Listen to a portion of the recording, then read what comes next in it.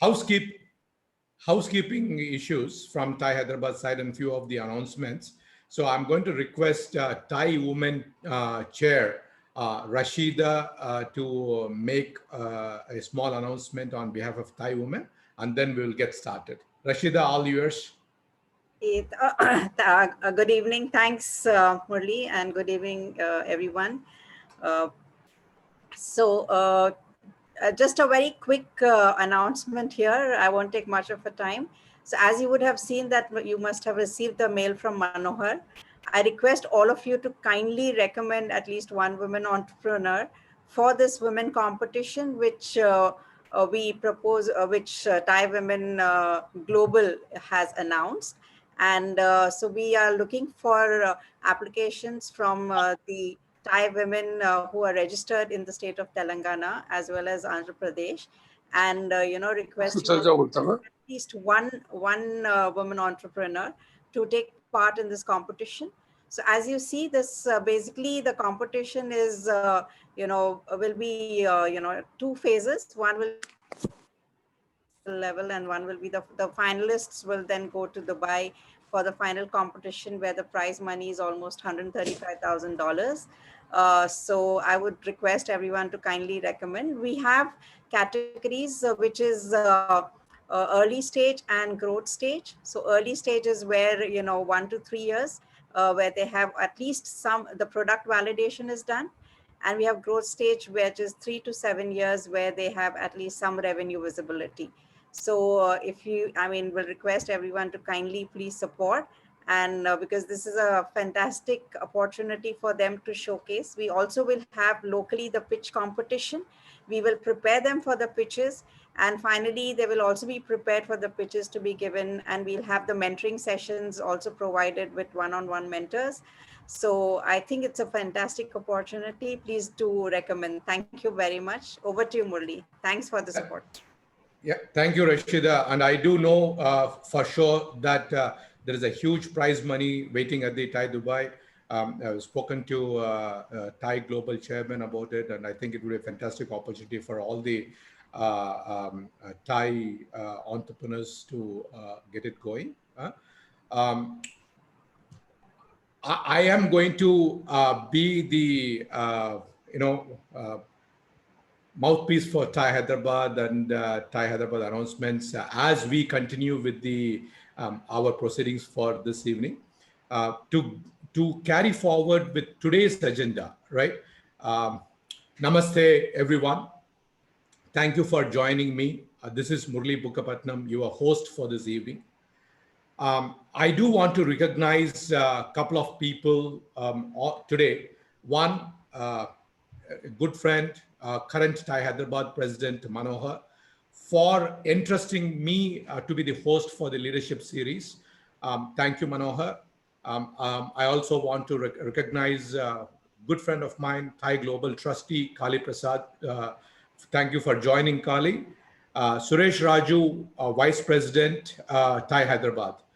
Thank you guys for your leadership and taking TiE Hyderabad to the next heights.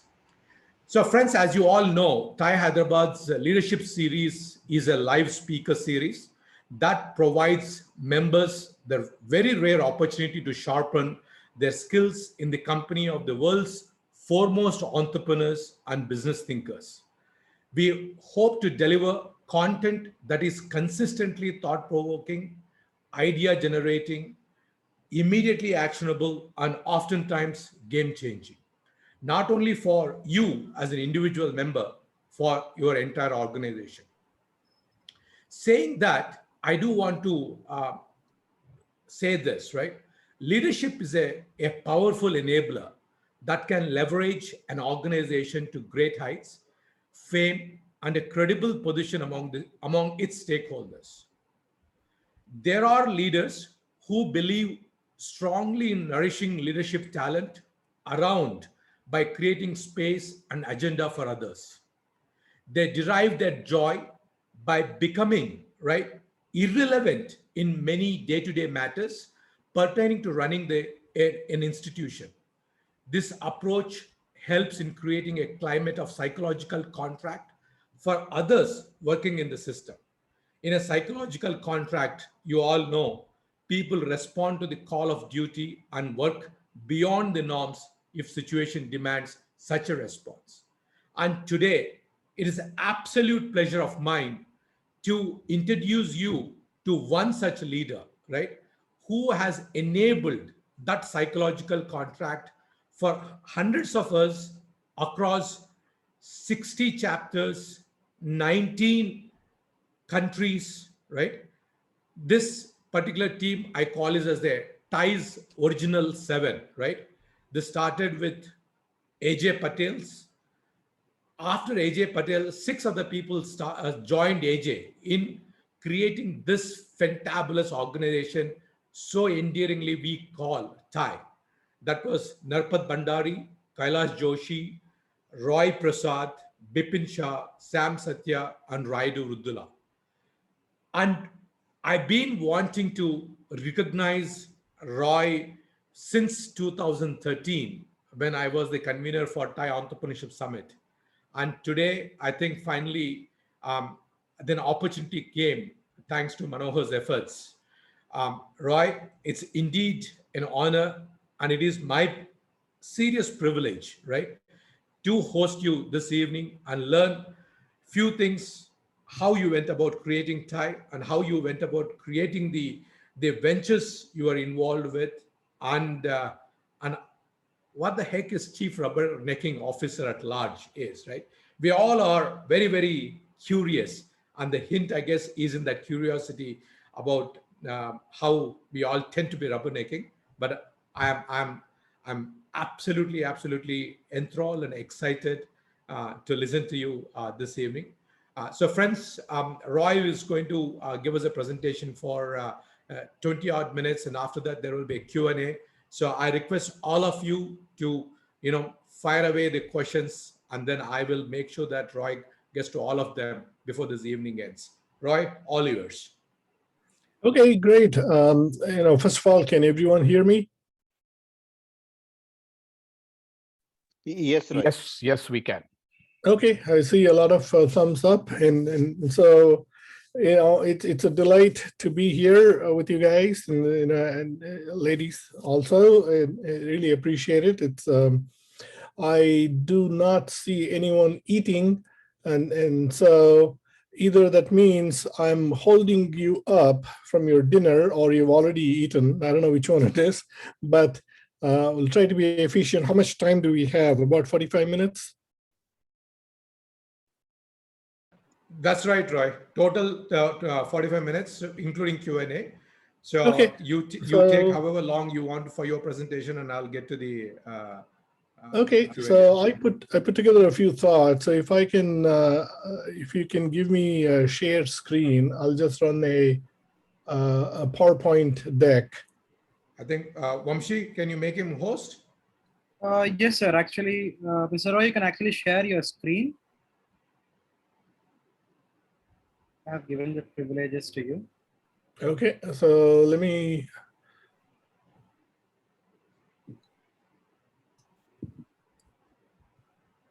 See if I can get this to work. Yeah. Yes, we can see your slides. Can you see my slide? Okay. Yeah. The only thing is I cannot see the slide because there's a window here. Okay. There's a thing here that was blocking what I could see. Okay. So, thank you for a virtual visit. I did visit, I've visited Hyderabad only once. For whatever reason, having grown up in Bangalore, Hyderabad is so close, but never happened. Okay. So my first and last real visit to Hyderabad was in May 2011. Had a great time, lots of wonderful places to see. I think I stayed there for like 3 days, took a lot of pictures. And by the way, anyone recognize this man standing in the upper left-hand corner? That is Good Day GD. Most of you, if not everyone, you probably know him. He's our charter member, Roy. Yeah, right. I'm aware of that. So he was the host, and spent a day with him, and then 2 or 3 days taking photos, and had a very good time in Hyderabad. I Right. hope Just for your information, if you see him now, you will not recognize. uh, in what way? He got a new hair done. He has changed his physical fitness regime, so he's become much fitter and much more handsome than the way he was before. Sounds good. It was actually he was actually very fit. I was quite surprised that we climbed up, we went up Golconda all the way to the top of the hill. He was in very good physical shape even then. So that was in 2011, right? 10 years ago. So that's good. Good to know. Is GD here today or no? I'll ping him. Yeah, I'll hook up with him sometime. Anyway, let's keep moving. So what do I do? And you asked about Chief Narbonne. I came up in 2011. I got out of Cadence and kind of semi-retired. I wanted to give myself some kind of a title, and people usually do, angel investor, this, that, private investor, consultant, advisor, whatever. So I came up with this term simply to say, look, rubbernecking, for those who are not familiar with the term, is basically a tourist that, it's kind of used in a mildly derogatory way, as someone who comes in, just got off the boat and looking at all kinds of things in complete awe, and then a rubberneck is one who's got a neck who kind of looks around, looks at this, looks at that, all over the place with a camera around his neck. But it also, to me, at this stage of my life, it's a I want to travel as much as I can, see as many places in the world as I can. And really, there's so many incredibly wonderful things all around in everyday life, in the most mundane things. It's just amazing how the universe has come together to produce this. Somebody said it took 4 billion years of evolution to finally be able to make a single nail. And that's true for pretty much everything else. And so I've started appreciating, I'm a photographer, but even otherwise, just really start appreciating the very simple things around us that, makes the world go. So I said, okay, this is an age in which the titles are all chief something officer, chief marketing officer, chief this officer, chief that officer, chief people officer. So I came up with this title. Anyway, that's what it means. Okay, a little backgrounder on myself. I was born in Nagpur. At that time, it was Madhya Pradesh, but it became Maharashtra after that. So in case I get caught in some riots in Bombay, I can say, look, I'm a Maharashtrian by birth. Lived in Calcutta until 60 with my grandfather, then mostly grew up in Mysore and then later in Bangalore. Came to the US in 1979 and to California in 1980, where I've pretty much settled down. Married since 1983, 2 kids. My first grandson is due to be born in about 3 weeks. Hopefully all goes well. You never know this, but so far so good. I'm looking forward to it. In terms of education, I got myself a BSc from Bangalore University in physics. Then after that, I went to the Indian Institute of Science, got an electronics engineering degree, and then got an ME in WECS. Along the way, I also had brief stops at IIT Bombay, spent a semester each at Santa Clara and Stanford. Especially, I learned most of what I know about device physics in Santa Clara and computer architecture from Stanford. Those are 2 important things I learned I needed for my career at that time. In terms of my work history, I worked for a few big companies. Started as a telecom design engineer at ITI, then the chip designer. When I moved to California, in those days, Silicon Valley used to be really Silicon Valley. Worked for a company called American Microsystems, where I started as an engineer and then ended up becoming an engineering manager. And most recently was with Cadence. I spent most of my career in the semiconductor EDA domain, So outside of design automation, probably not very well known. It's kind of a somewhat isolated field. I was involved in 3 startups, PCAD, which went on to become the single largest, most widely used design automation system in the 80s and 90s, with more than, like, I think at one point in time, 53.6% of all users used PCAD. And so that's how big it was until IBM acquired us. And then after that, like IBM does with so many things, eventually faded it away. But it lasted more than 25 years. I was a co-founder and CEO of a company called Decide.com, which was a Y2K.com bust. It was a great idea, but we managed to snatch defeat from the jaws of victory, as they say. I'll talk about that a little later. And then most recently, a company called Invarium, which was in the yield and computational lithography space for advanced chip design, was acquired by Cadence. I was also a co-founder of TiE, part of the original 7 team in 1992, and a founding charter member when TiE finally got started officially in 1994.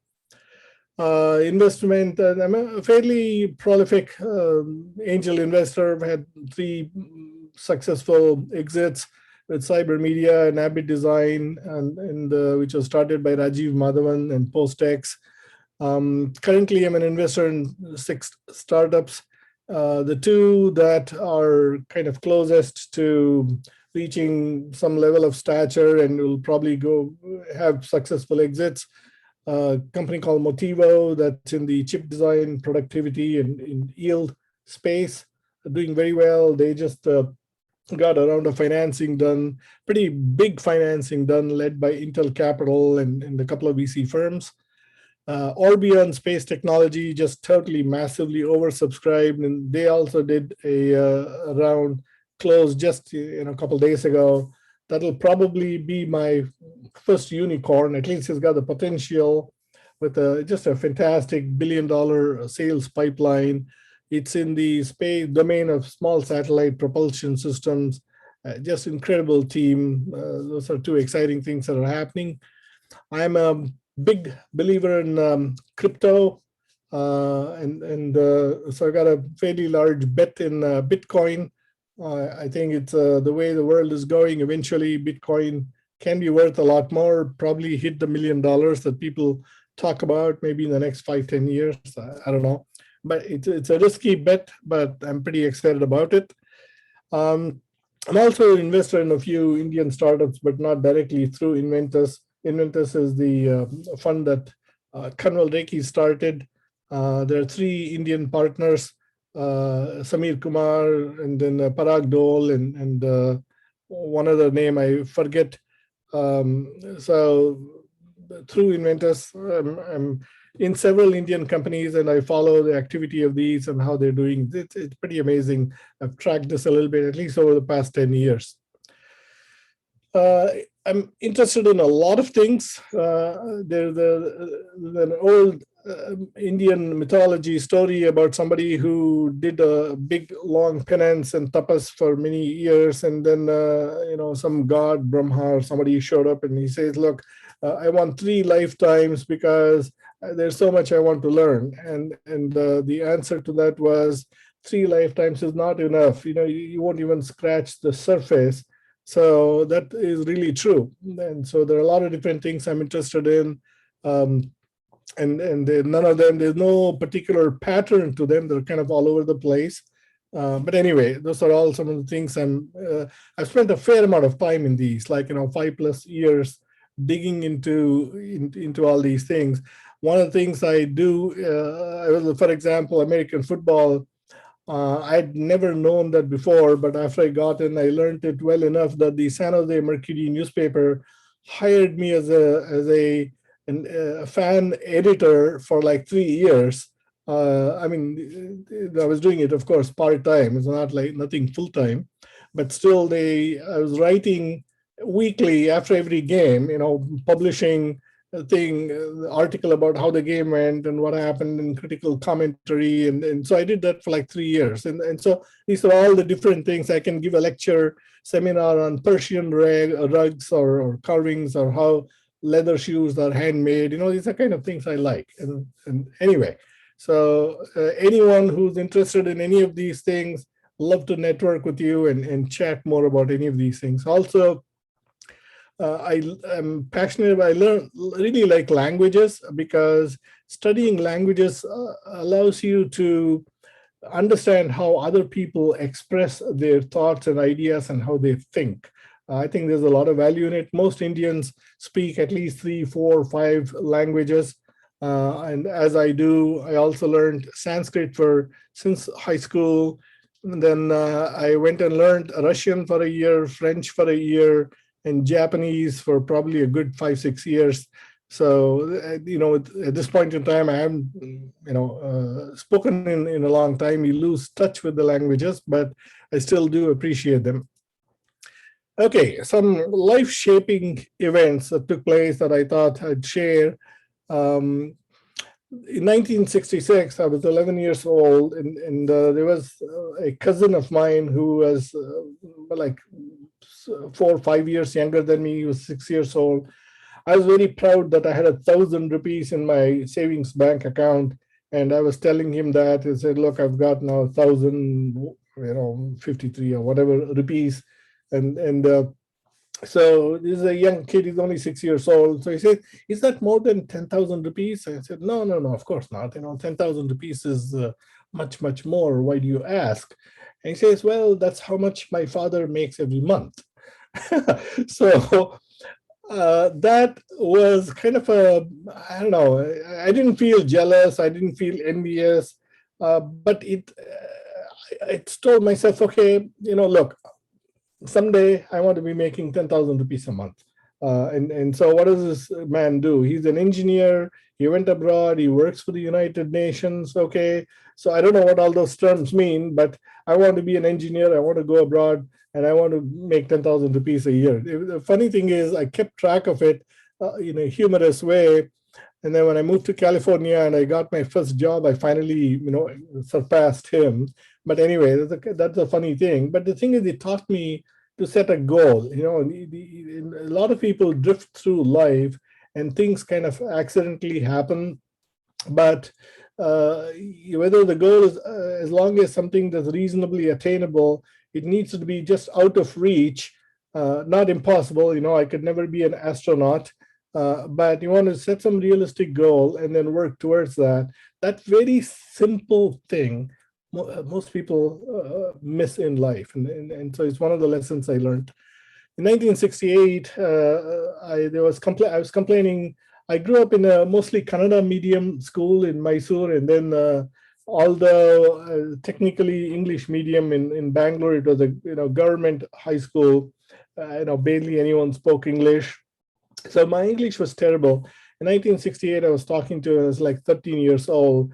I was telling my uncle about some product and something that was really bad and some service was really bad.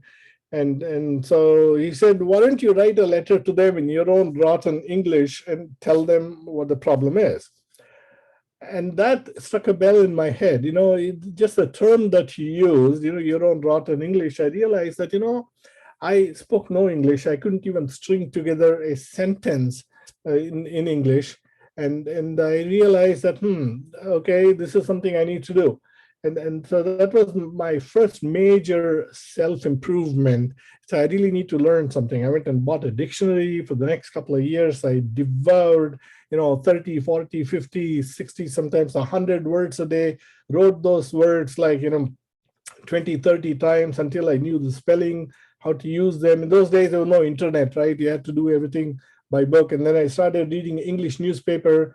A lot of words I didn't even understand, but I read through them anyway, just to read.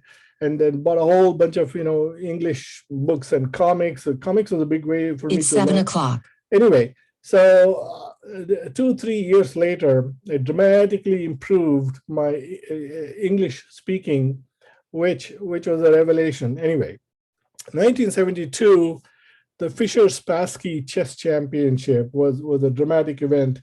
I was vaguely aware of chess, didn't play chess, didn't even know how the game was played. It's something that my grandfather used to play sometimes. I've seen him, chess pieces.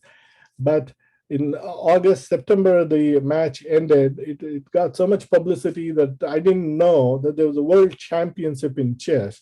I thought chess was something local, an Indian game. And then once I became interested in this, I was absolutely hooked. And then in December of 1972, I found out that there was a tournament happening in Bangalore. So, wow, I went to that and then actually played in it and came dead last, pretty much lost every game I played. And somebody told me there's a state junior championship happening. At that time, I was like, 5 months shy of 18. I was like 17 and change. And this tournament was going to be in March. And I realized that was my only chance to play in a state junior championship. That's it. Then I'd be 18. I'd no longer be eligible. So for the next 90 days, all I did was I ate, drank, smoked, breathed chess. Morning to night, I played through, I found out that there were chess books. I got hold of a couple of books. And then I played through the books and played so many games with myself and go through this and really understand the game. And then actually in March of 1973, in the state junior championship, I just wanted to play reasonably well and not make a fool of myself. I actually ended up winning it, unbelievably. I was the Karnataka state junior champion. There were other kids who had been playing the game for 8, 10 years. That's a long time. But chess has taught me a lot of things about life and business skills. You learn so many things. You learn to be competitive. You understand positional game, attack and defense, and how to mobilize pieces, how to organize things. The huge, anyone amongst you who's a chess player will know what I'm talking about. It teaches you a lot of life and business skills in terms of strategy and tactics and planning, and when to attack, when to defend, when to do so many things. 1983 was a crucial moment when I started TCAD. We got financing from Arthur Rock, who is a legendary investor, and then we got our financing done. We signed the term sheet, and the money was actually going to be had been wired also. And what happened was the company, we had built this around a logic simulator. An event-driven logic simulator was a big deal, at that point in time. Today, it's a much better known art. At that time, it was like, real black magic. Not very many people knew how to do it. And on a PC, it was unheard of. There's only one guy in the world who had one. And so we had used this guy. His name was Eddie, and he was a co-founder and CTO. And I was going to be the VP of engineering. And we started this company showcasing this guy's simulator, got the company financed. And the day after the money reaches our bank, we are sued by somebody who claimed that this guy, Eddie, had sold them the IP rights to the simulator. And then it turned out to be true. And this guy had done some shady deals, and the whole financing became unraveled. We had to kick this guy out and return the money. And there were like 6 of us who had already quit our jobs. And now what do we do? No money, we've quit our jobs. And we were talking about, do we go find other jobs or take up other jobs? And the company has fallen apart. So absolutely critical moment. I said, you know what? Why don't we just create our own logic simulator? Are you nuts? This guy has been working on it for years. How do you do that? So I don't know. If this guy can do it, he's not an alien. He didn't come from outer space. He hasn't come back from future. This guy invented, there's got to be a way of doing it. And why don't we just sit down and figure it out? And so I said, look, just give me 3 days, couple of days, and then let me see if I can come up with a solution. In the next 72 hours, all I did was drank endless cups of coffee and chewed on Snicker bars and that's all I did. And then amazingly, I finally figured out how to do it. I actually wrote a event-driven logic simulator in Visual Basic, Microsoft Basic, and got it to work to a point where you could feed in a hand type, a netlist, and feed it into it, and it would simulate and produce results.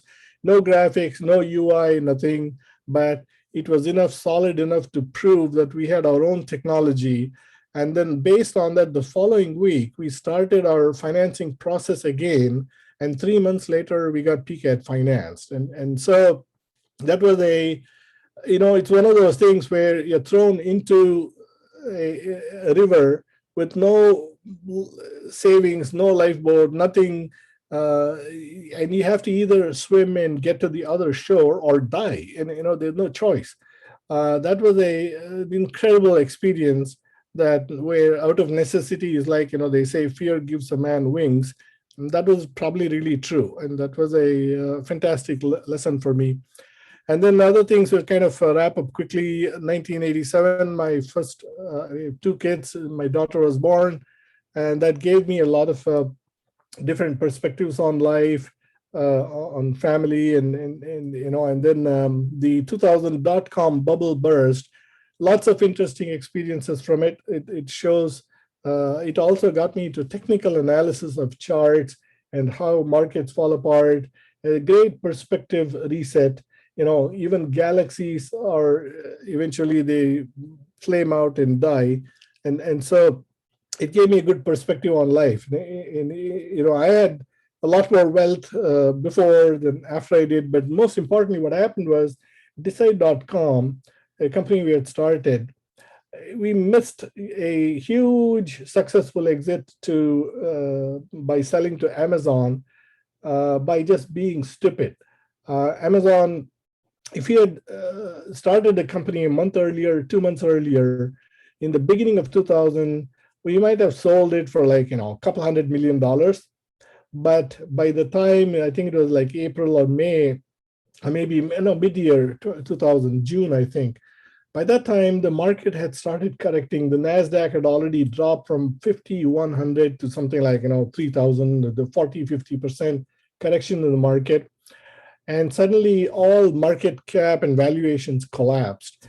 And so Amazon came calling, and they said, okay, look, our maximum we can spend on acquiring this is $40 million. And that's all the budget. And this is, things have become very tight, and you'd like to acquire the company. And one of our board members said, no, $200 million, not a penny less. And so Amazon said, no, sorry, can't do it. And, maybe 6 months ago, we might have been able to do it, but not now. And so Amazon went away. And then, so we continued along. And then everything completely fell apart. No customers, no way to raise money, no way to continue, because all venture capital dried out and no other takers, no other acquisition. And by the end of the year, we had to shut it down and got zero out of it. So the investors, they had put only $4 million into it. It wasn't a huge amount of money. And the company was about less than barely a year old. And we could have sold it for $40 million. And investors would have made, I think they had like a 20%, 25% ownership. Everybody would have made some reasonable amount of money and chalked it up as a victory and left. Instead of that, we did not recognize the market conditions had changed and the valuations were all different, and completely misjudged what was happening and blew it. And so that was an important lesson in life. Okay, I have a few lessons. Most of you are charter members, but for anyone with entrepreneurs, I have a few thoughts, what I learned from my years with startup companies. The number one thing is sharp focus. When I absolutely, this is one thing, by the way, you'll also hear Kanwal Rekhi keep pounding this message, clarity of thought. You'd be amazed how many people have a problem in coming up with a single one-line mission statement for their company. And so the clarity of thought is I think the number one, if you think clearly, if you have a very sharp focus, and the photographer also, by the way, you see a scene with a lot of cluttered things. If you take a picture, there's nothing in there. It's hard to make out anything. But if you identify the key pieces that make up that scene, then you become a better photographer. And so the sharpness of focus is number one. This is the other thing that entrepreneurs do all the time, which is to use needless buzzwords and popular cliches. They only end up confusing everyone. People all start, okay, how do I create a square in which I'm the top right-hand corner, and now I need to find some other things that allows me to put all my competitors in other boxes. Forget all that, just avoid using popular buzzwords and cliches. This is a message I have really learned from Suhas Patil, and that is intellectual honesty. Intellectual honesty is not just honesty, but a real rigor and reality-based forecasting, bottoms up, no hand waving. You see so many plans. You can say, look, it's a Gartner says it's a $10 billion market. So all I need is like 1% market share, and therefore I'm X $100 million business. And so, or we'll do this and we'll do that. Those things are not intellectual. You have to be true to yourself. You have to do everything rigorous and bottoms up. And this is something that entrepreneurs really need to do, is come up with your own forecast, come up with your own realistic plans. Don't overpromise and underdeliver. Be intellectually honest. The other thing is, you build a company, successful company with a handful of really high quality people. Even if people have to work 17 hours a day, 18 hours a day, you're better off with a few people who are very high quality, very capable, not an army of average people. Be very, very careful with people. Don't get second, third rate people. Get the best people you can, and then let them excel. Make products beautiful. People should really listen to Steve Jobs' YouTube videos. Steve Jobs had the knack to take something like an iPhone and then endlessly talk about, look how beautiful the edge is, how nicely rounded the corner is, and what a wonderful shade of yellow, or this or that. It's just amazing. The people make products that cost a lot of money, but they look like it was made by a sheet metal worker, somewhere sitting behind his house. Make products beautiful because everybody loves something that's beautiful. Nobody likes ugly things. So make your products. If you make even a 4-function calculator, make it very beautiful. A simple product that's very nicely packaged, and positioned is appealing. People automatically fall in love with the product. So make customers fall in love with your products. Execution, and you have to be totally, really relentless when it comes to detail. This is what makes the difference, makes or breaks a company, or allows it to rise to its maximum potential or not. And that is this endless obsession with detail. Every little minor thing, you have to tweak it and get it perfect. If you have that, it's like Gitanjali, right? Striving its arm towards perfection.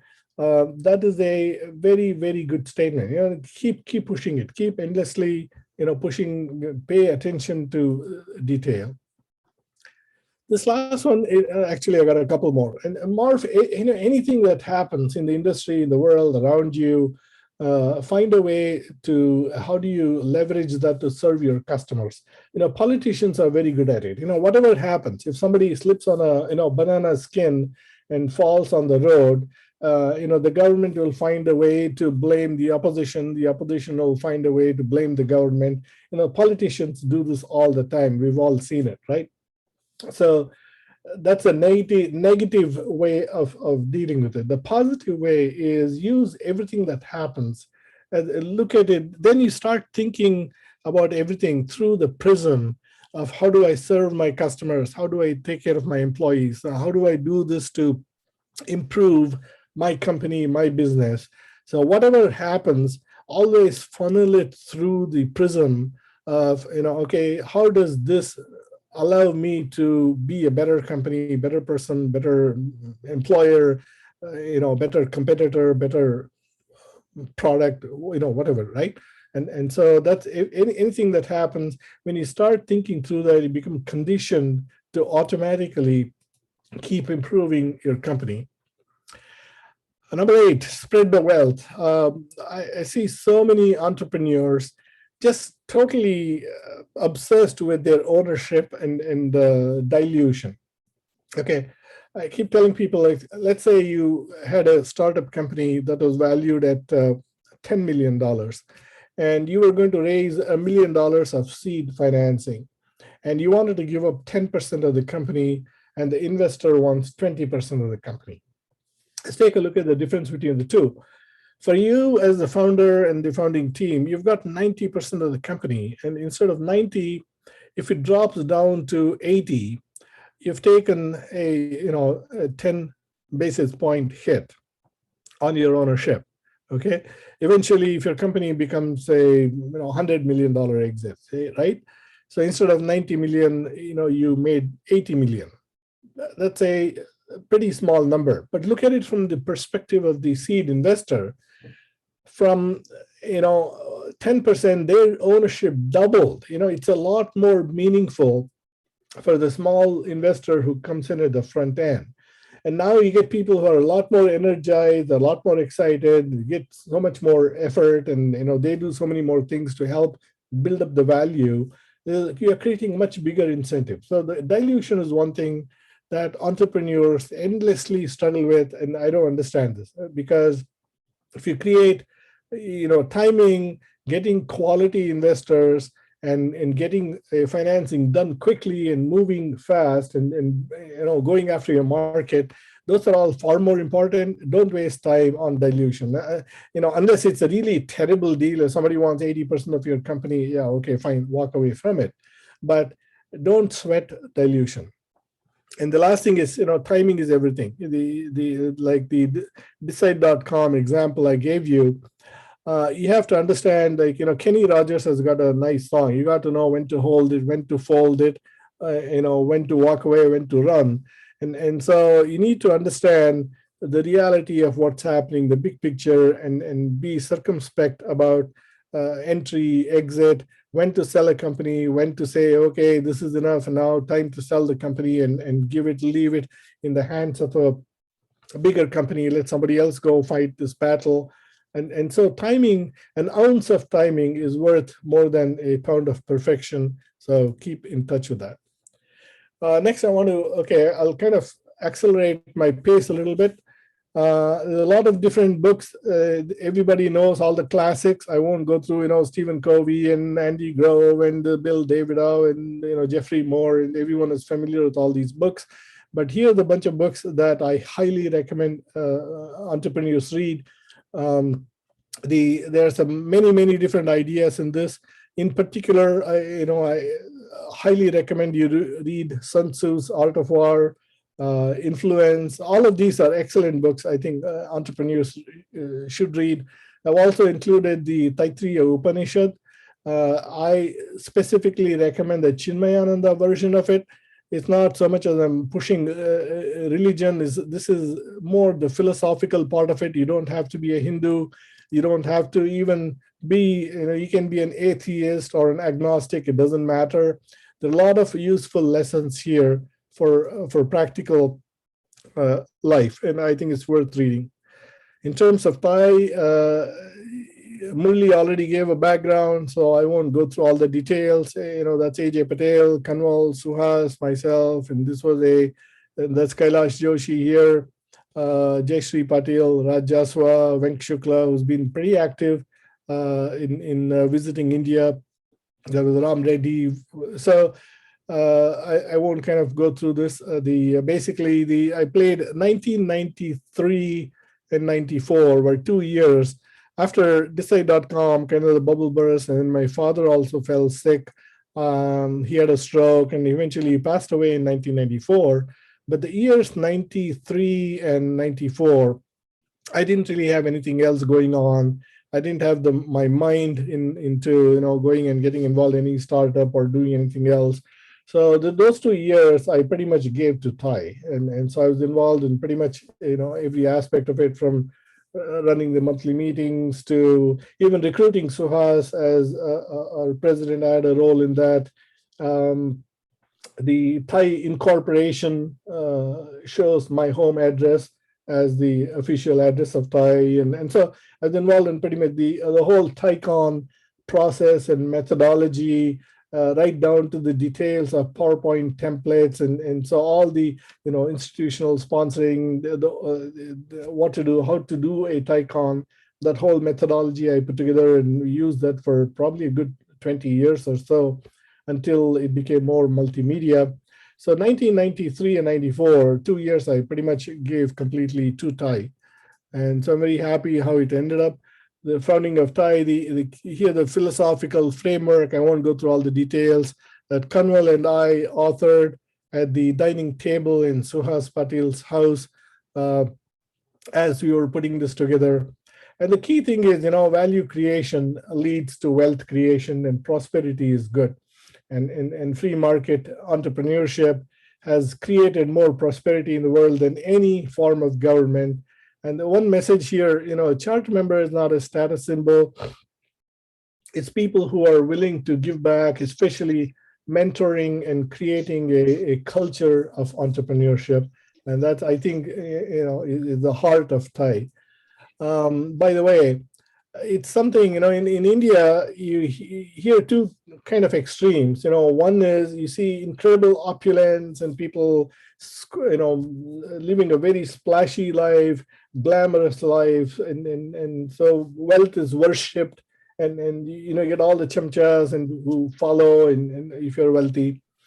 And then you have the other extreme where wealth is looked as an evil, and people kind of wrap themselves in an orange robe, and somehow if you pursue wealth and prosperity, that's looked down upon.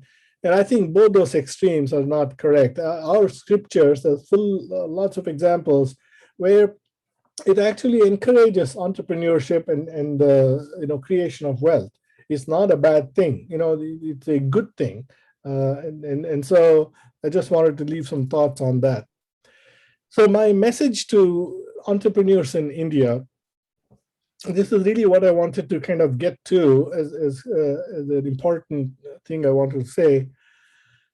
India needs greater prosperity, and the means is not government. Yes, government helps and is important, in terms of policy, etc. But it has to come from entrepreneurship. Before the British came, India contributed to 25% of world's GDP. Just imagine that. That's bigger than the US. It's bigger than the European Union. And that's how big India used to be. And when the British left, they totally devastated the country. They plundered, really destroyed the country. India was 2% of world's GDP.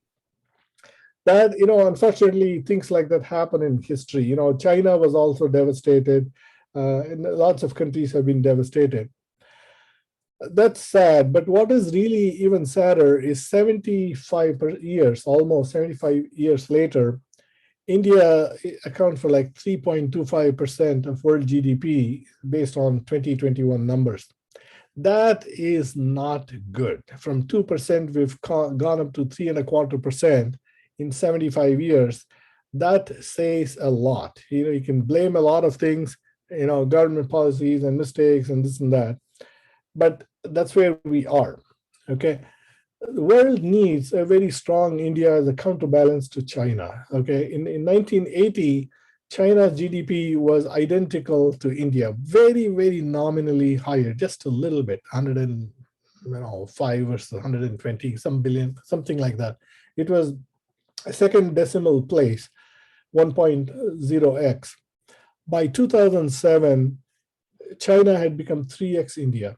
And if you look at 2021, China is at 5.5x. And that trend has to reverse, and that has to be, we've got to take this as an urgent thing. We've got to do things we can in order to, and the way that's done is in two ways. One is you're going to find ways to, raise the domestic quality of life. It's got to go up a lot more. India is still a third world country bordering on maybe a little better than that.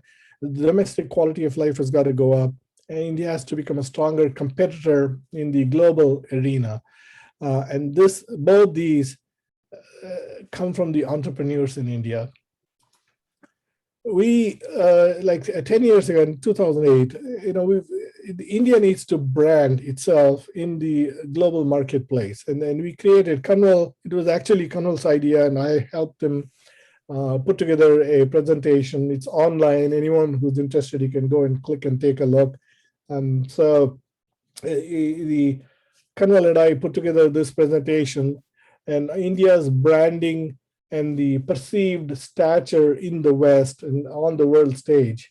It's a massive repositioning required. And this again happens with entrepreneurs in India who create global companies. And that's happening, by the way.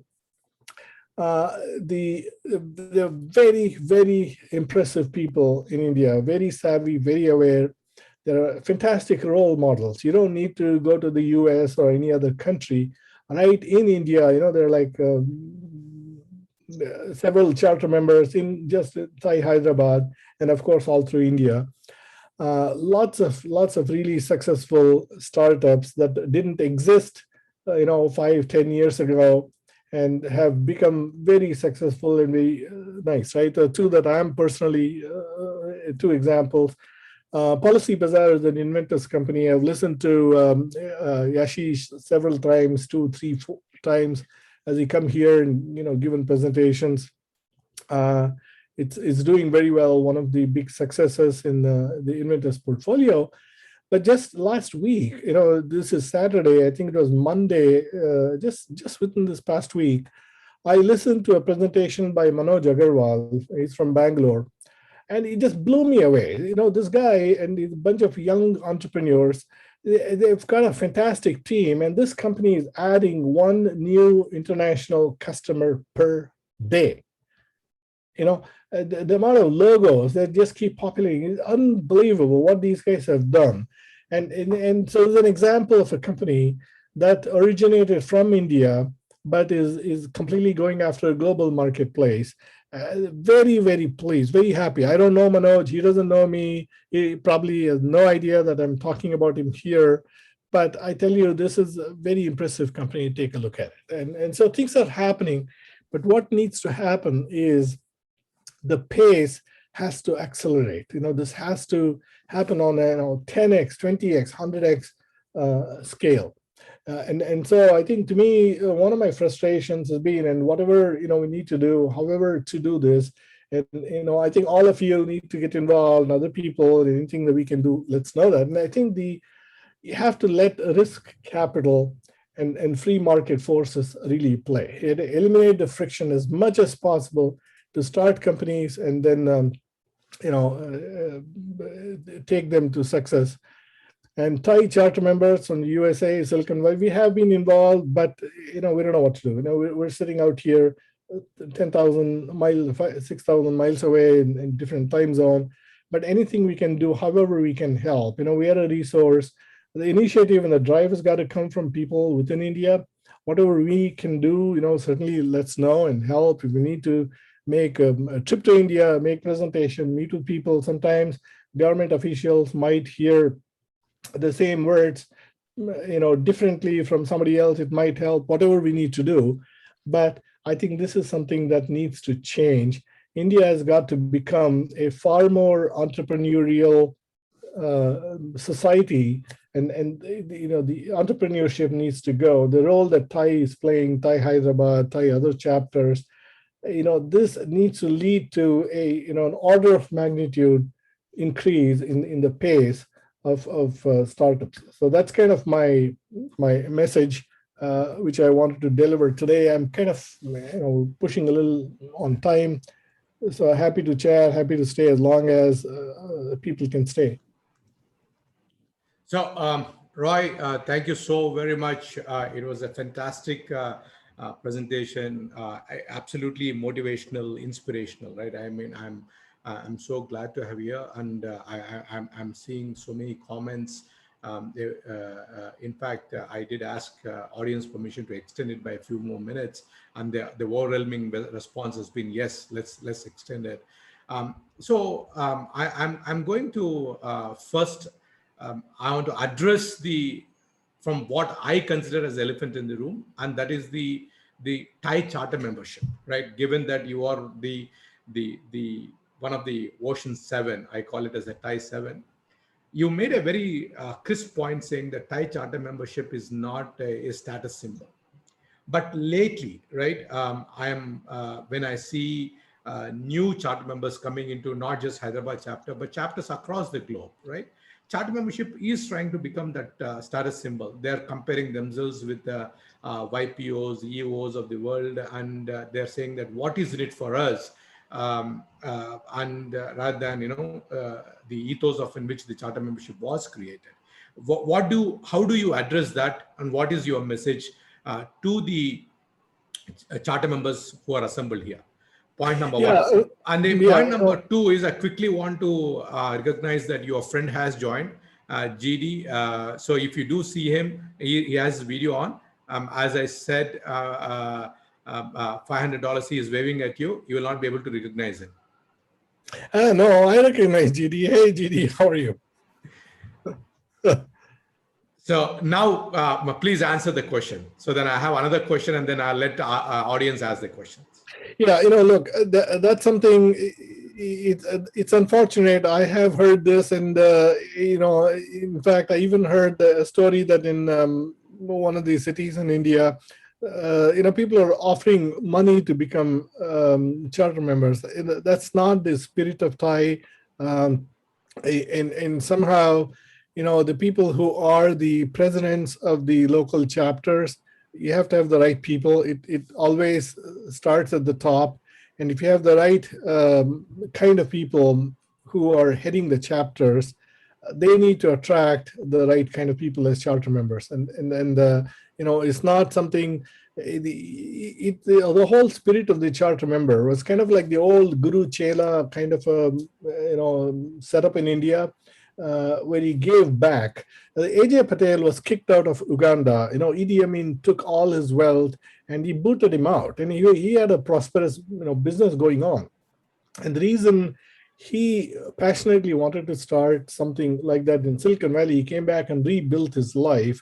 He said, look, you're always at a risk of not being accepted by the locals. You need to give back. And the idea was giving back.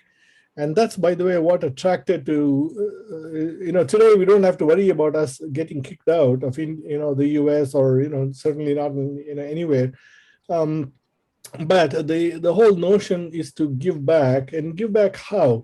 I mean, if it is donations and charitable contribution, that's a different thing, But here, what we are saying, the spirit of TiE is to mentor entrepreneurs, to nurture and to create a culture of entrepreneurship. And as part of that, if people also invest, that's fine. See, TiE never had, and even now in Silicon Valley, we don't have an official TiE investment.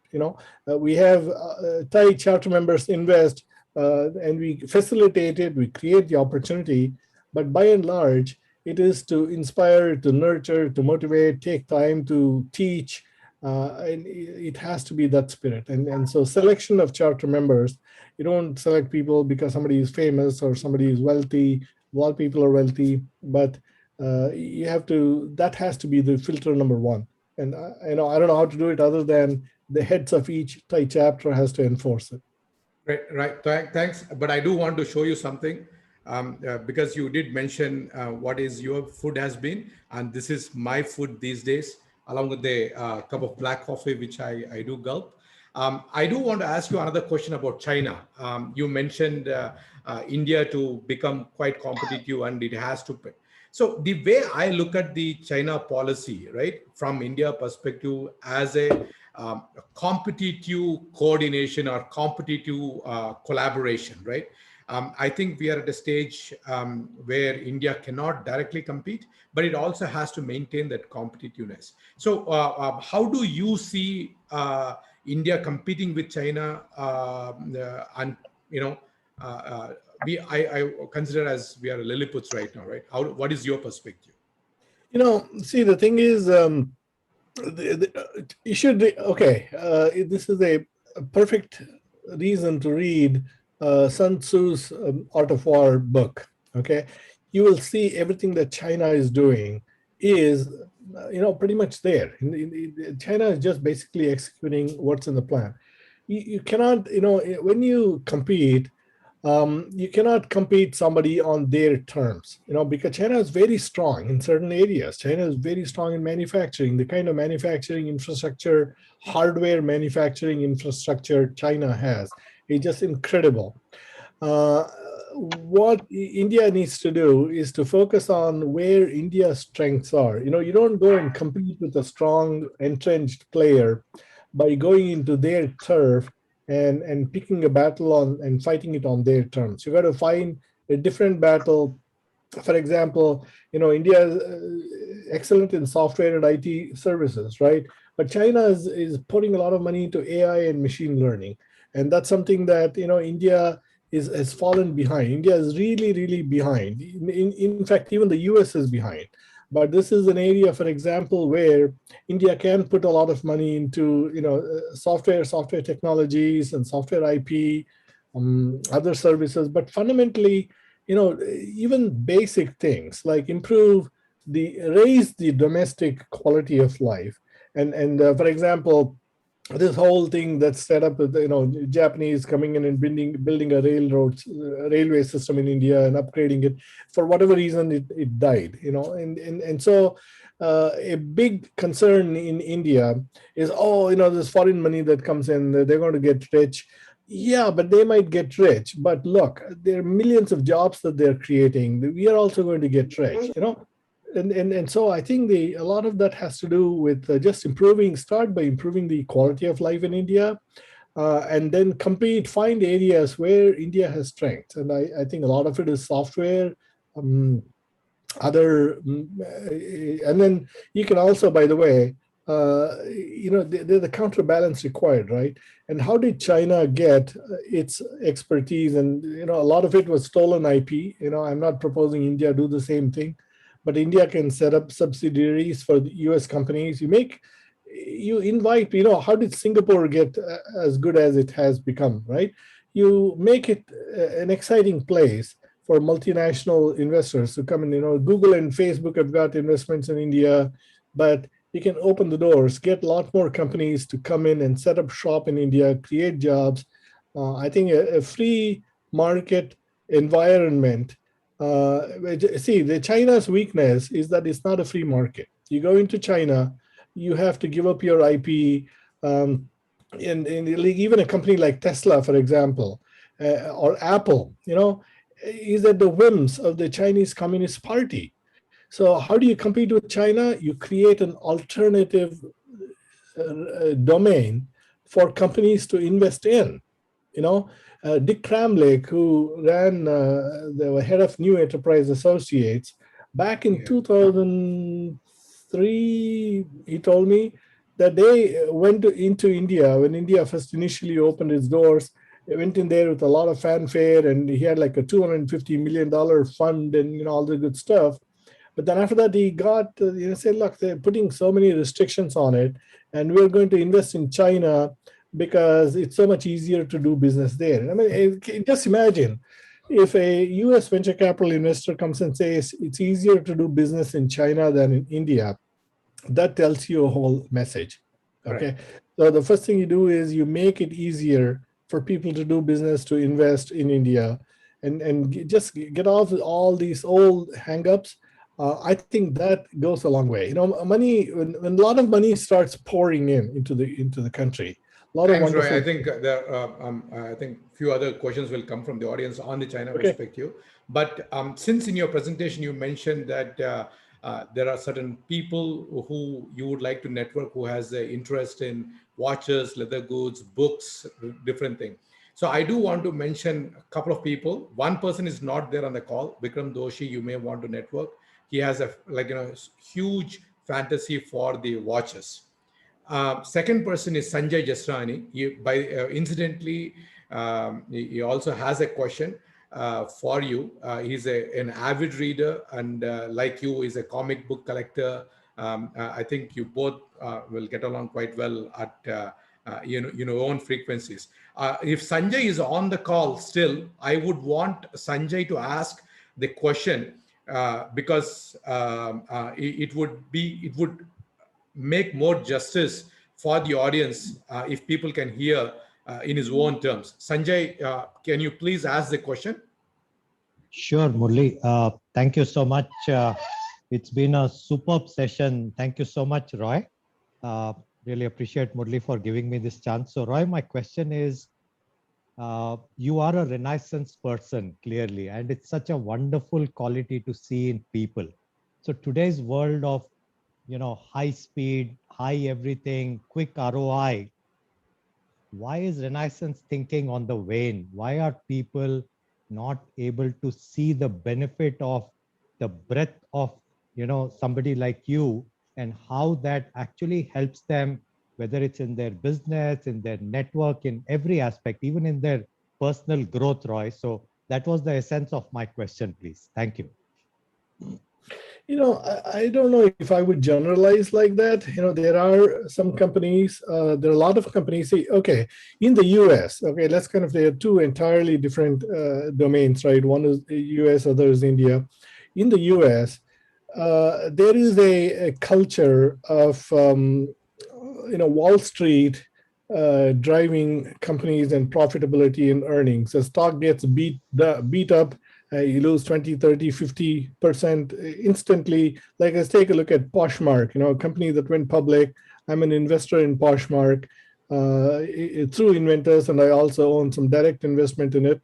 And the company went public, and they priced it at $40, shot up to $100, and then after the first earnings, slight disappointment, and boom, stock fell all the way from 100 down to like 33, and now it's back to the $50 level.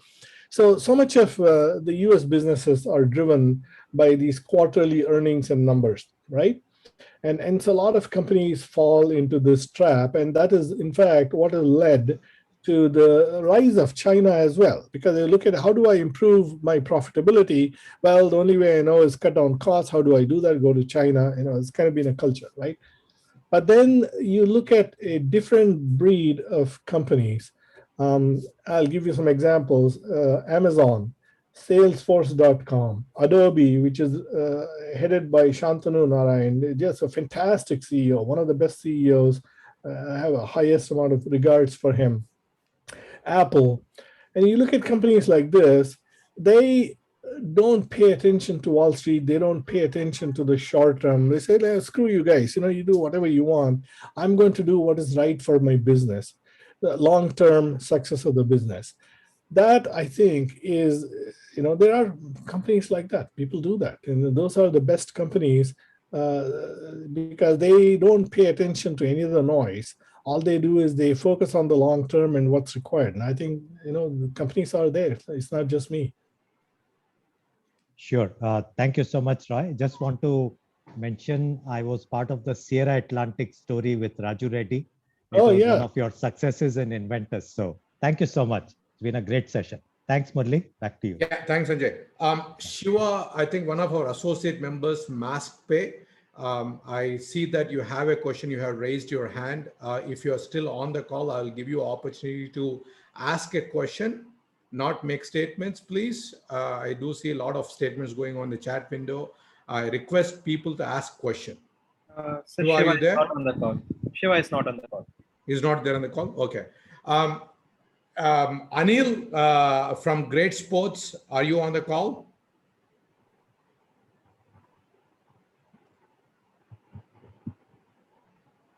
So I don't see any other call, but I saw brief comments on the chat window where, Roy, people were saying that India, our Indian bureaucracy does not respect entrepreneurs.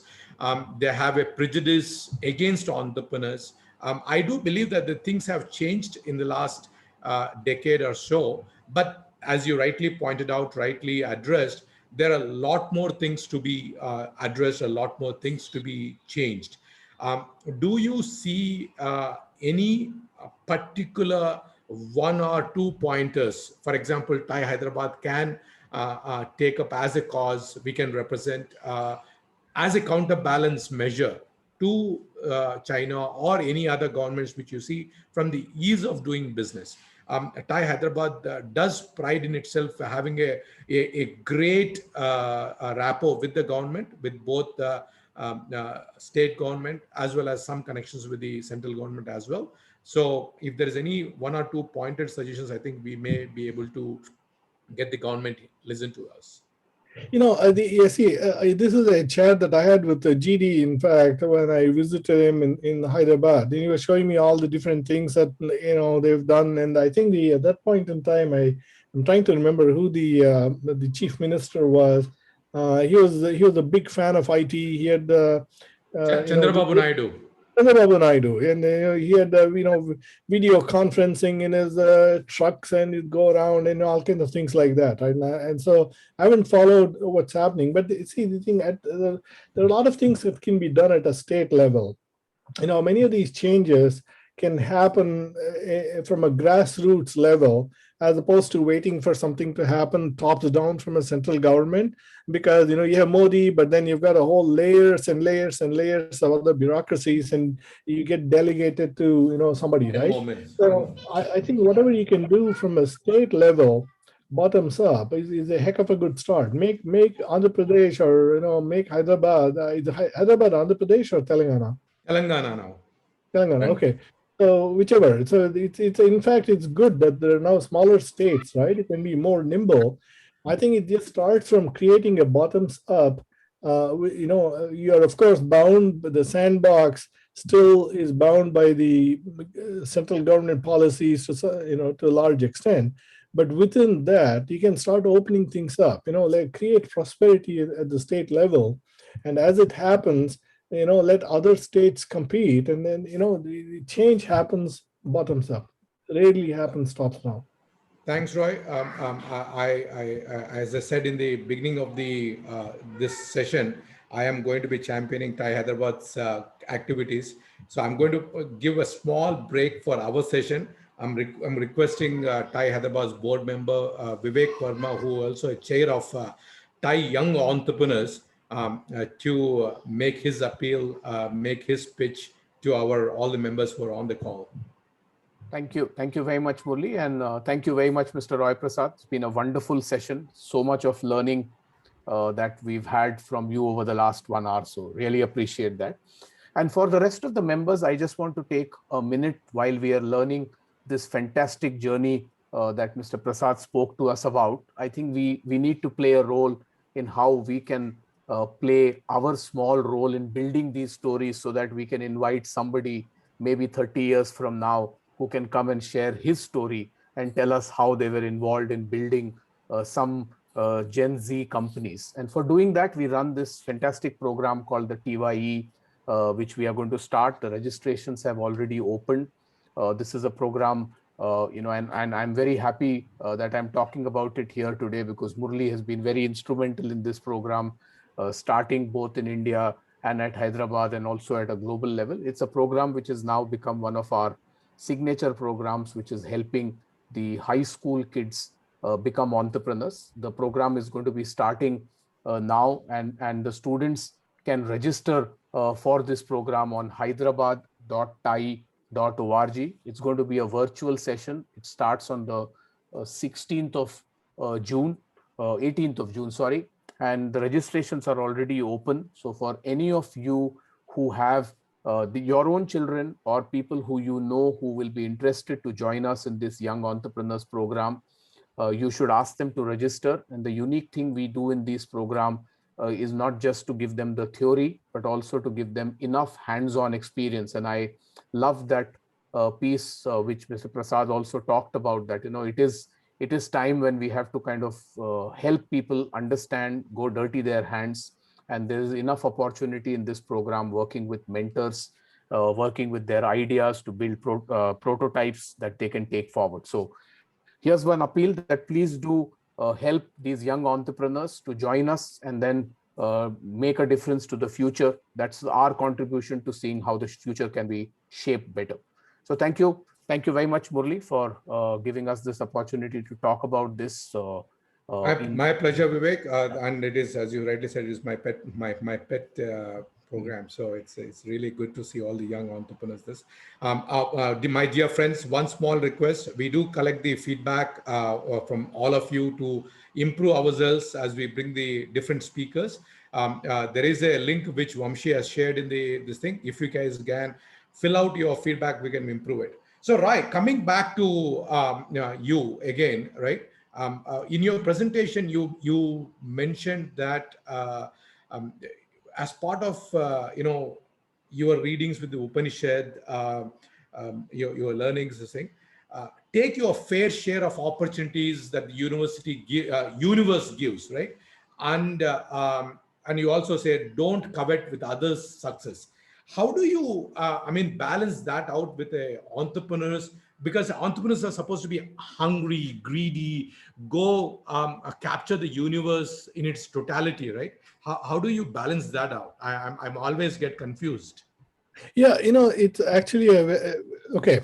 Nobody see the fundamental principle to really grasp is, at least I'm going to give you my perspective on it, is wealth is a byproduct of value creation.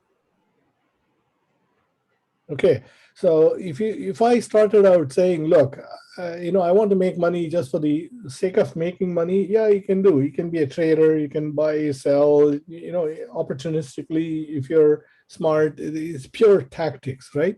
But fundamental value is created by looking at how do I improve the quality of life. See, they're the wave front of progress that happens in the world. Today, an average middle-class family has a better quality of life than Julius Caesar or Alexander the Great or some Napoleon or even somebody who had conquered the world did 2,000 years ago. Okay, you sleep in more comfortable beds. Your climate is better controlled. You travel in better cars more comfortably than in any chariot you might have sat in. Right. You live longer, average lifespan. You get better medical. So all of this has happened because the envelope keeps moving forward, right? So at the end of the day, like there's a man, a very successful Indian entrepreneur, Narendra Kapani, who passed away earlier this year, said, empty-handed you come, empty-handed you go. It's really what you do in the middle, right? So the way you reconcile it is, focus on creating value, make your legacy that you left the world a better place than if I made a lot of money. Okay, that means my bank balance has gone up and, I enriched, I kept money to myself. But what does that do? So the way by the way, that's what the Gita and the Upanishads all speak, right? In the Gita, the thing is it doesn't say, don't go be prosperous. It just says you do that with dispassion. You do something because it's worthwhile to do. It needs to be done. Something has to be done because of whatever reason, the cause that you have. As a byproduct of that, if you also make money and you become very wealthy, that's fine, so be it. But the goal has to be to create value. So TiE charter members' goal should be to create value, and I do hope all the charter members and the members here take that as their lesson. Manohar, before we close the session, would you like to say a couple of words? Murali, can I take a 15 seconds, Murali, to just... Please, Sanjay, please. Yeah. Roy, this is Sanjay again. I'm just reiterating my question, Roy. My question was more for all of us as individuals, as charter members. How do we, become Renaissance people like you, Roy? It wasn't just about a corporate short-term versus long-term thinking. So if you could take 30 seconds to answer that, I think it would help all my colleagues also here. I just wanted to clarify that. Yeah. Back to you. I never thought myself in those terms, so I have to kind of digest it. But, I don't know, maybe it's because I have a very large, diverse set of interests. Maybe because, look, there are some very profound messages in the Bhagavad Gita and the Taittiriya Upanishad, the two documents which are, you have to read it from the right perspective. Not necessarily from the religious angle. I don't, I'm not pushing, religious thinking as much as the philosophical content in them. I think there's a tremendous amount of perspectives. Why has Hinduism survived after, 1500 years of so many attempts to bring it down, right? That's because it's the nature. If you have read Abraham Maslow's hierarchy of needs, you start with the most basic, needs, and then you keep working yourself up.